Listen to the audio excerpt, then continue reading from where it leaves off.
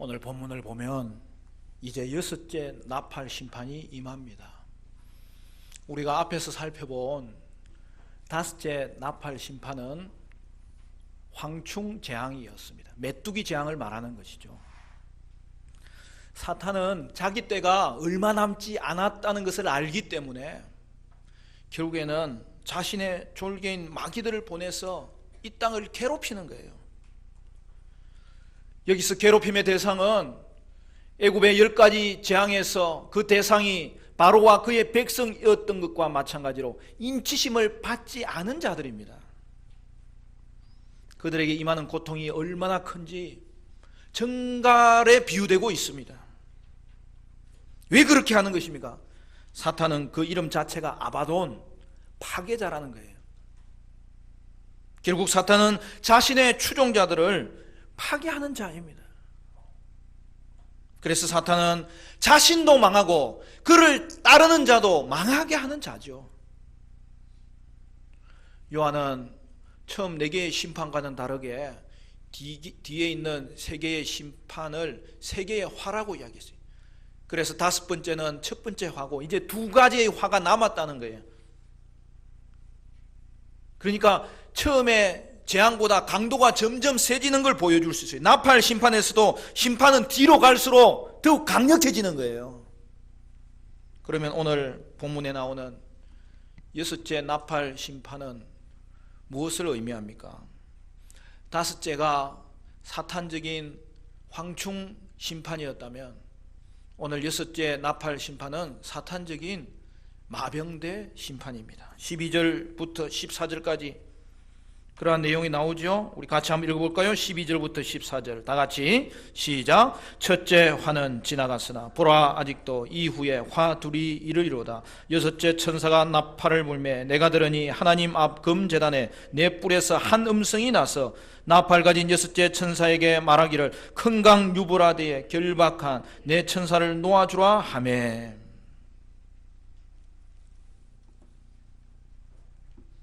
여섯째 천사가 나팔을 불 때에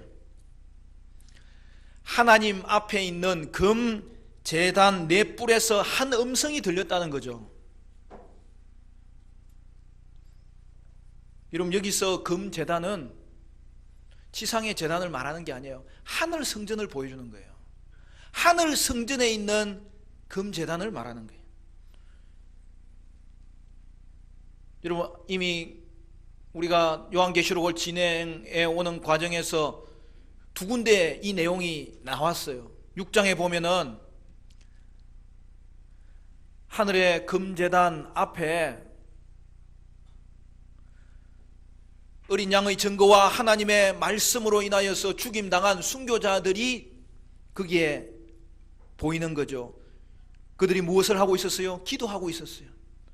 그리고 8장에는 거기도 금단이 나오는데 금단에서 드리는 성도의 기도가 어떻게 되고 있어요? 향이 되어서 그 금단으로 올라가더라는 거예요. 천사가 성도의 향연과 함께 향단의 불을 가지고 제단으로 가는데 결국에는 어떻게 됩니까? 성도의 향연이 금단에 이 올라가는 중에 하나님이 명령하시기를 천사에게 그 향단에 있는 불을 땅으로 쏟아버리라 그렇게 이야기합니다. 그래서 그 향단에 있는 불이 쏟아지니 어떻게 됩니까? 이 땅에 심판이 임하는 거예요. 이는 하나님께서 성도의 기도를 들으시고 그 기도를 반드시 응답하신다는 것을 보여주고 그 기도의 결과로 하나님이 그 원수들을 보응하신다는 것을 정확하게 보여주는 거예요. 그러므로 여기 하늘의 성전의 금단의 네 뿔에서 나오는 음성은 그리스도의 음성이에요. 승리하신 그리스도께서 성도의 기도에 대한 응답을 하나님께서 행하시는데 이 땅에 심판을 내리신다는 거예요. 이는 예수님이 지금도 이 땅을 다스리시는 통치자가 되시고 심판자가 되시고 주권자가 되심을 보여주는 거예요. 그리고 등장하는 것이 오늘 본문을 보니까 큰 강 유브라데입니다. 요즘도 이 강이 남아있잖아요. 유브라데스 강.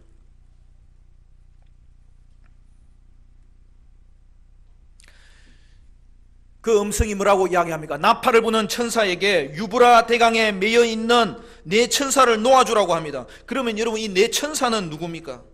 결박되었다고 하니까 앞에서 결박된 존재가 나왔죠. 누구예요? 무지갱에 갇혀있는 사탄이었어요. 그래서 이 네 천사가 사탄적인 존재인가 이렇게 생각할 수 있는데 그렇지 않습니다. 여러분, 성경에서 결박된 존재는 사탄이에요. 그러나 그는 아직도 자기는 활동하지 못하지만 자기의 하수인인 마귀를 내보내서 활동하고 있는다는 거예요. 그래서 마귀가 어디로부터 나와요? 무적행으로부터 나왔어요. 그것을 형성한 표시가 뭐예요? 거기서 연기가 나왔던 거죠. 그러니까 여러분, 마귀는 사탄의 일을 수행하는 존재입니다. 근데 여기 있는 천사는 하나님의 일을 수행하는 존재예요. 그러니까 말 그대로 천사죠. 그러면 심판을 직접 행하는 자는 누구입니까? 이제 16절부터 구체적으로 나오는데 마병대라고 되어 있는 거예요.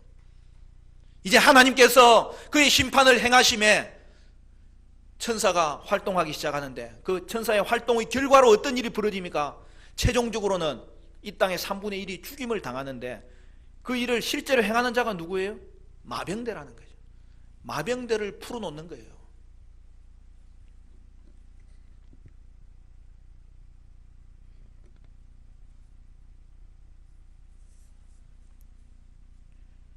여러분, 여섯째 나팔 심판의 배경은 두 가지예요. 먼저는 구약적인 배경을 가지고 있어요. 여러분, 구약에서 유브라데 강은 뭘 의미합니까? 약속의 땅 가나안에 이스라엘을 하나님께서 살게 하셨는데 그 이스라엘의 최고 북쪽의 국경이 뭐냐면 유브라데스 강인 거예요. 그리고 그 너머에 누가 있어요? 늘 가나안을 침공하려고 노리고 있는 바벨론이 있고 아수르가 있고 바사 왕국이 있는 거예요. 그런데 이스라엘이 범죄했을 때 선지자들이 외친 경고가 뭡니까? 유브라데스 강 너머에 있는 바벨론이 너희를 침공하리라. 그 결과가 어떻게 됐어요? 이스라엘은 범죄 가운데서도 하나님께 회개하지 않았고 그로 말미암아서 하나님이 심판을 내리실 때 누구에게 그 심판을 행하도록 허락합니까? 바벨론이, 그 바벨론 갈대아인은 무지막지한 자들로서 자비가 없었고 결국에 이스라엘을 침공하되 예루살렘까지 함락하면서 결국에는 이스라엘을 멸망시킨 것이죠. 그것이 오늘 본문의 배경이에요. 그리고 또 한 가지는 당시의 배경입니다. 여러분, 당시의 로마 제국은 오른쪽, 저쪽이죠. 서쪽 경계가, 국경이 어디냐면 유브라데스 강인 거예요. 그 국경 너머에 파르티아 제국이 있었던 거예요. 로마에게 있어서 그 파르티아 제국은 엄청난 공포의 대상이었어요.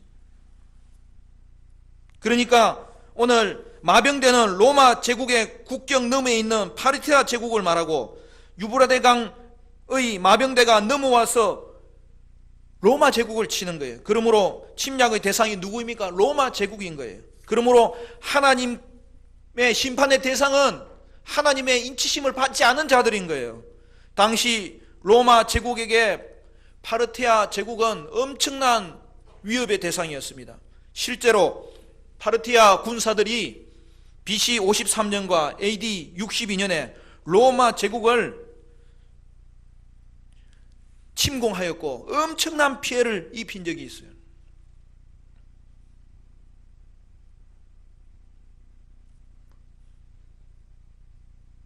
그리고 그 잘 나가던 로마 제국도 동로마 제국, 서로마 제국이 갈라지고 나서 여러분 이제 4세기 말 5세기에는 어떻게 돼요? 북쪽에 있는 게르만족의 침입을 받고 여기 훈족의 침입을 받고 결국에 이 로마 제국은 나중에는 완전히 멸망당하잖아요. 그 배경을 이야기하는 거예요. 특히 파르티아 군대는 마병대가 있어서 여러분, 군사들이 말을 타면서 활을 쏴서 정확하게 표정을 맞추는 그런 병사들로 유명했습니다. 그래서 어떻게 되는 것입니까? 당시에 이 계시록의 말씀이 로마인들에게 전해질 때에는 이 예언이 파르티아 군대의 침공을 의미하는 것을 다 알았기 때문에 그들에게는 극도의 공포심을 가지게 했을 것이 분명합니다. 16절부터는 유브라데 강의 마병대가 구체적으로 소개됩니다. 그런데 그 수가 얼마죠? 여러분 16절을 보세요. 수가 얼마나 되어 있죠? 2만만이더라. 우리가 평소 쓰지 않는 용어죠. 2만만은 얼마예요? 2만 곱하기 만은 2억이죠. 여러분 오늘날도 이만한 군대를 가진 나라는 없어요.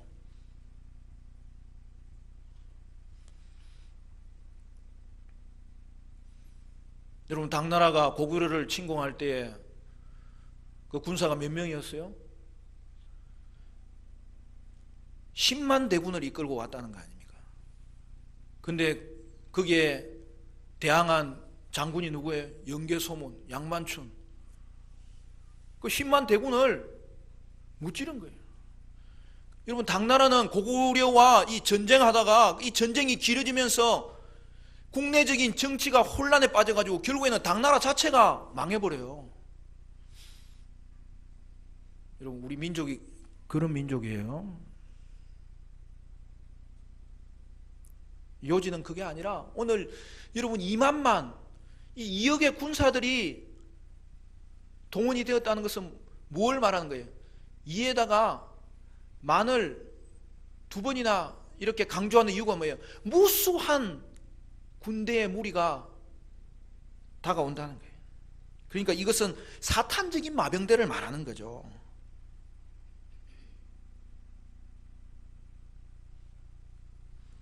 그리고 당시 파르티아 군대는 그들이 입은 갑옷과 그들의 투구가 울긋불긋하여서 밝게 빛나기로 유명했습니다. 그래서 오늘 본문에 보십시오. 묘사할 때 강조점이 뭡니까? 색깔의 강조점이 있는 거예요. 불빛과 자줏빛과 유황빛 호심경이 나옵니다. 여러분 호심경은 황충재앙에서도 묘사되었던 그 내용과 일치합니다. 그런데 여기서는 강조점이 색깔이에요. 파르티아 군대의 모습을 정확하게 보여주는 거예요. 사자의 머리가 등장합니다. 이것도 황충재앙과 일치합니다. 입에서는 불과 연기와 유황이 나오는데 마병대가 입은 옷의 색깔과 같고 심판을 상징합니다. 그리고 말들의 힘이 입과 꼬리에 있다는 것입니다. 이것도 황충의 묘사와 일치합니다. 모두가 사탄적인 존재라는 거예요. 그리고 여기에 추가된 표현이 하나 있는데 꼬리가 뭐 같다고요? 뱀 같다고요. 이게 마병대의 속성을 밝히는 거죠. 사탄적 존재라는 거예요. 여러분 12장에 가면 이 뱀이 옛뱀 곧 사탄이라고 밝혀집니다. 이는 파죽지세로 몰려오는 무수한 군대의 모습입니다. 극렬하고 흉포한 파르티아 군대와 같이 하나님의 심판을 그 어느 누구도 멈출 자가 없음을 보여주는 것이죠.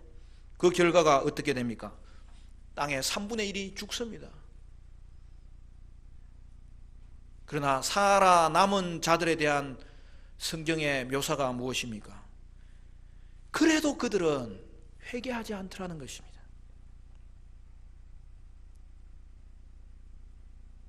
그리고 그 회개하지 않는 자들, 하나님의 인을 받지 않은 자들의 정체가 무엇인지 밝혀집니다.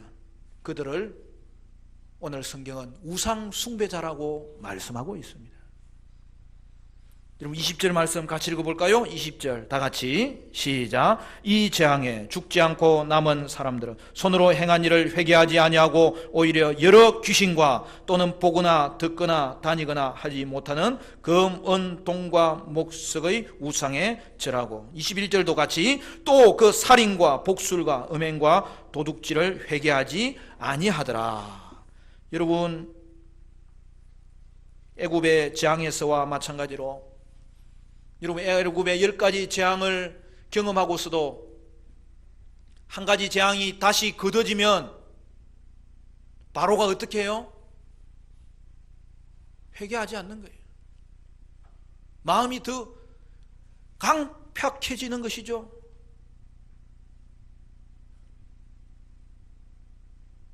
그러므로 재앙은 회개하는 것이 목적이 아닌 거예요. 그렇기 때문에 그들은 회개하지 않는 것이 당연한지도 모릅니다. 결국 우리가 오늘 본문을 통해서 드러나는 재앙의 목적은 뭐예요? 그들은 기회를 주어도 회개하지 않기 때문에 그들에게는 최후의 심판이 임할 것이고, 결국에는 하나님의 심판은 너무나 정당하다는 것을 보여주는 것이죠.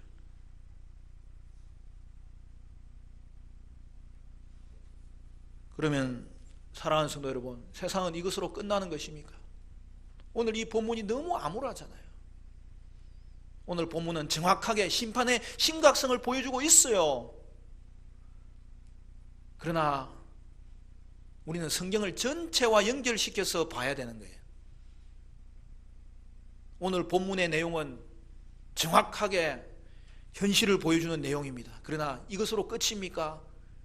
그렇지는 않다는 것이 하나님의 말씀의 내용이고, 그래서 여러분 계시록이 11장에 가면 이제 본격적인 교회론에 대한 삽입구가 등장할 때에 이 상황이 11장 13절에서는 영광을 하늘의 하나님께 돌리더라 그렇게 말하면서 반전되는 것을 볼 수 있습니다. 할렐루야. 세상의 심판이 임하는 가운데서도 늘 그곳에 머물러 있었던 것은 하나님의 은혜라는 거예요. 하나님은 이 땅이 진행되는 동안에 그의 은혜를 거두어가신 적이 없다는 것입니다. 온통 세상이 무너지는 하나님의 재앙이 임하는 가운데서도 하나님은 기회를 주시는 거예요.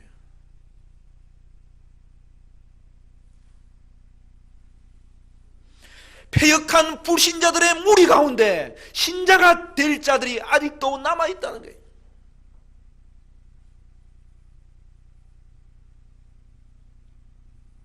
오늘 본문에도 회개하지 아니하더라, 회개하지 아니하더라, 그 말은 뭐예요? 하나님이 이것을 유별나게 성경에서 강조하면서 말하는 이유는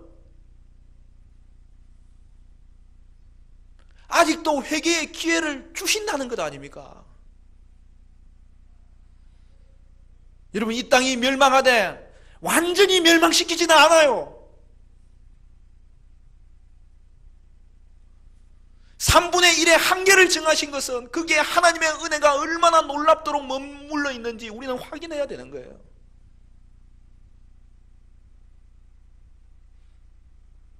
하나님을 거부하는 이 세상의 모든 강팍한 인생들의 흐름 가운데서도 하나님의 택한 자가 있는 거예요.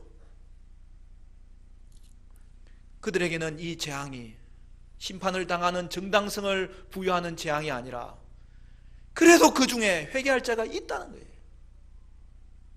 하나님은 기회를 주신다는 거예요. 그렇게 죄악 중에 멸망으로 달려가던 가운데서 모두가 동일한 길을 걷고 있는 그 중에서 그래도 회개하지 않는 자가 있는 반면에 그래도 회개하는 자가 있어서 저와 여러분이 주님 앞에 나와서 구원받은 백성이 된 것 아닙니까? 그것이 저와 여러분을 향하신 하나님의 은혜인 줄로 믿습니다. 택한 백성은 반드시 회개하는 거예요. 그러면 하지 않는 자들은 어떻게 됩니까? 어떤 사람은 선택의 이야기를 하면은 꼭 질문하는 것이, 목사님, 택한 자는 회개할 수 있고 택하지 않는 자는 회개하지 않으면 결국 그들에게 심판을 내리는 것은 하나님 잘못 아닙니까? 그렇게 이야기하는데 그렇지 않습니다. 이미 본문에서 보았듯이 불신자들은 하나님의 재앙을 경험하고 또 그 재앙 가운데서 살아남았음에도 불구하고 그래도 끝까지 하나님을 거부하고 회개하지 않은 것이죠. 결국 불신자들이 심판받아 멸망당하는 이유는 자신들의 죄로 말미암아 나타난 결과이죠. 그 누구에게 이유를 댈 수 있는 것이 아니라 불신자의 심판은 자신의 죄로 말미암아 이루어지는 것입니다. 오늘 본문은 심판당하는 자들의 특징을 한마디로 이야기하면서 우상 숭배자다 그렇게 말합니다. 사랑하는 성도 여러분, 오늘날의 문제도 결국에는 우상의 문제입니다. 우상은 단지 신상에게 절하고 안 하는 것이 다가 아니고 누가 주인인지를 나타내는 거예요. 하나님 아닌 주인을 자신의 주인으로 삼는 자들이 우상을 섬기는 자들이에요. 자기가 주인이 되든지 자기의 유익을 위해서 다른 주인을 섬기든지, 여러분, 불신자는 그들이 인정하든 인정하지 않든 모두가 우상 숭배자인 거예요. 성도도 마찬가지입니다. 하나님의 백성이 되었음에도 불구하고 하나님보다 더 사랑하는 것이 있을 때 그것이 우상인 거예요. 하나님의 축복이 놀랍지만 하나님이 축복하여 주실 때에 그 축복하여 주신 것이 수단이 아니라 자신의 목적이 되어버리면 그것이 우상인 거예요. 그래서 물질이 우상이 될 수 있고 쾌락이 우상이 될 수 있고 권력이 우상이 될 수 있는 거예요. 하나님은 우상 숭배에 대해서는 반드시 심판하십니다.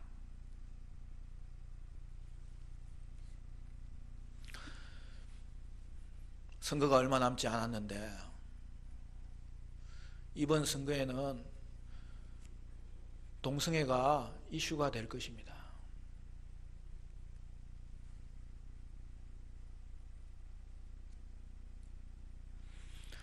그들이 공개적으로 말하지 않을 때는 넘어갈 수 있지만 자기가 국회의원이 되면 차별금지법을 반드시 통과시키겠다고 이야기한 이상 여러분, 이것은 그냥 넘어갈 수 있는 문제가 아닙니다. 어떤 사람은 우리는 동성애 이야기를 하는 것이 아니고 차별금지에 대해서 이야기하는 것이라고 이야기하지만 그게 속는 거예요. 그게 속이는 거예요. 정직하지 않는 거예요. 여러분, 차별금지에 대한 조항들을 보면 그 20가지가 넘는 조항 중에 성적 지향이라는 문구가 반드시 들어갑니다. 동성애 문제인 거예요. 자기가 성을 마음대로 정하고 그렇게 살아도 차별받지 않도록 해달라고 그렇게 이야기하는 것이 차별금지법입니다.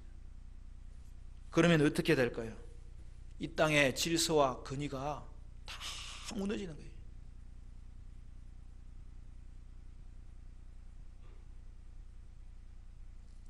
한 번은 제가 페이스북에 동성애가 죄라고 글을 한번 썼더니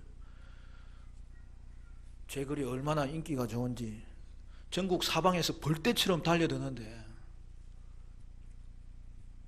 여러분, 저는 제주도에 예멘 난민이 들어왔을 때에 그 난민들을 법을 제정해서라도 받아 주어야 된다고 주장한 사람입니다. 그때는 인권주의자라고 민족주의자라고 그렇게 인정해 주던 사람들이 이 문제에 있어서는 완전 정반대의 반응을 보이는 걸 우리는 정확하게 확인해야 됩니다.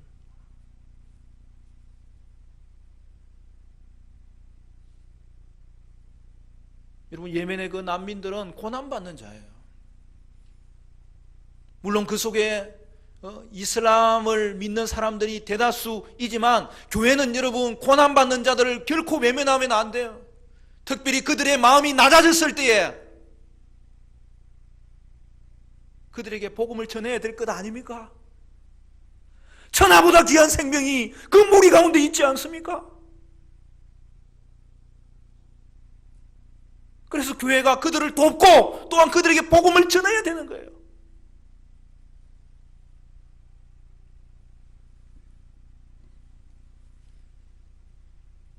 여러분, 인권은 중요한 거예요. 교회가 차별을 금지하면서 약한 자, 소외된 자, 병든 자, 교회는 이때까지 차별하지 않기 위해서 그 연약한 자들을 품고 왔던 곳이에요. 끝까지 그들을 돌보기 위해서 지금도 그들에게 손 내미는 곳이고 끝까지 그 일을 감당할 거예요.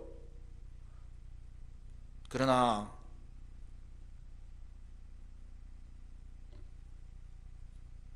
동성애 문제는 다릅니다.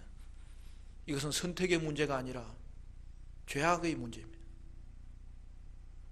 여러분, 성을 선택하도록 허락해 보십시오. 어떤 사람은 동성애는 타고난 것이라고 되어 있는데, 여러분, 보고서에 동성애 DNA가 따로 있든지 거기에 특별한 유전자가 있든지 변이가 있든지 보고된 적이 없어요. 과학을 그렇게 신봉한다면 과학을 데이터로 증명해야 될 거 아닙니까?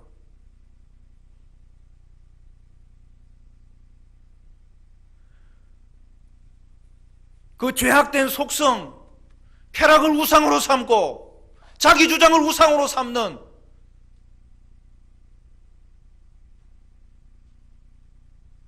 그게 온통 이 땅이 달려가는 우상 숭배의 모습이 핵심인 거예요. 여러분, 그렇게 되면 이제 아이들 교육을 어떻게 할 거예요? 국가의 지도자들이 정신을 차려야 됩니다. 다음 세대들에게 뭐라고 말할 거예요? 가정을 무너뜨리면 이단보다 못한 자들입니다.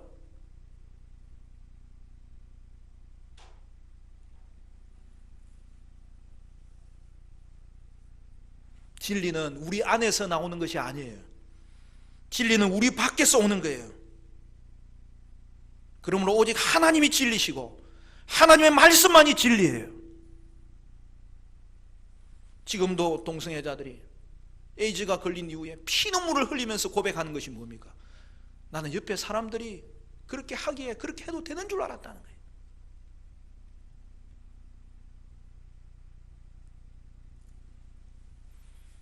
어떤 사람은 정교 분리라는 것을 가지고 이야기합니다. 여러분, 정교 분리는 교회와 국가가 각자의 고유한 역할이 있다는 거예요. 그것이 아주 중요합니다. 교회는 복음 전하는 것이 우선적인 사명이에요.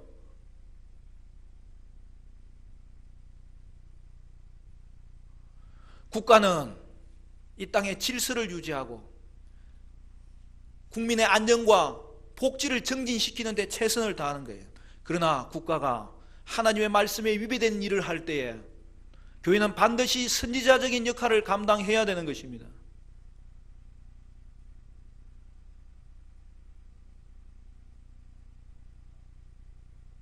교회는 이 땅에 말씀의 진리가 훼손되고 이단이 사회에 해를 입힐 때에 이에 대해서 반드시 경고하고 대항해야 되는 거예요. 각성을 시켜야 되는 거예요. 그러므로 정교 분리는 각자의 일을 잘 하되 서로가 국가가 하는 일을 잘 하도록 도와주고 교회가 하는 일을 잘 하도록 도와주는 거예요. 여러분, 이 땅에 안녕과 질서가 왜 필요합니까? 그렇게 해야 하나님의 교회의 복음 사역이 활발하게 움직일 수 있기 때문에 그런 거예요. 그리고 국가를 위해서 우리가 왜 기도합니까? 국가의 안정과 번영을 통하여서 하나님의 복음이 확장되는 그러한 일들이 안정되게 이루어지기 위해서 우리는 국가를 위해서 기도하는 거죠. 그러나 서로의 역할을 잘하도록 도와줄 수 있어야 되겠는데 그 기준은 오직 하나입니다. 하나님의 말씀이 기준이에요. 이 땅의 모든 활동이 진리에서 벗어나지 않도록 전해야 되는 것입니다. 국가도 교회도 진리를 붙잡고 자신의 역할을 잘 수행하도록 서로 도와줘야 되는 거예요. 감시해줘야 되는 거예요. 그래서 이번 선거에는 여러분, 차별금지법 운운하는 자들 결코 뽑으면 안 됩니다. 근데 또 한 가지도 있어요.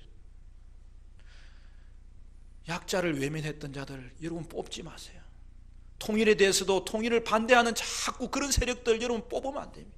그럼 어떻게 해야 됩니까? 그래서 성도에게는 분별이 필요한 거예요. 여러분, 분별하는 것은 훈련이에요. 연습이에요. 성도에게는 통찰이 필요해요. 성도는 순종하는 훈련을 계속 해 나가는 거예요. 그러면 보여요. 그리고 그 일을 위해서 기도해야 됩니다. 말씀을 맺겠습니다.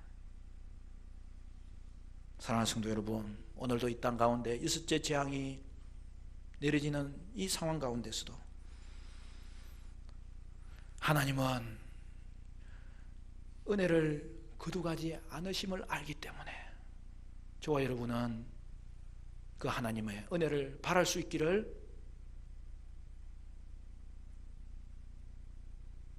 기대하고, 우상에 대해서는 결코 타협함이 없어서 세상 가치에 믿음으로 대항하고, 믿음으로 분별하고, 믿음으로 그 가치를 우리가 통찰하고 이기고 승리하는 하나님 주인 삼는 복된 심령으로 살아가는 저와 여러분 되시기를 주님의 이름으로 축원합니다.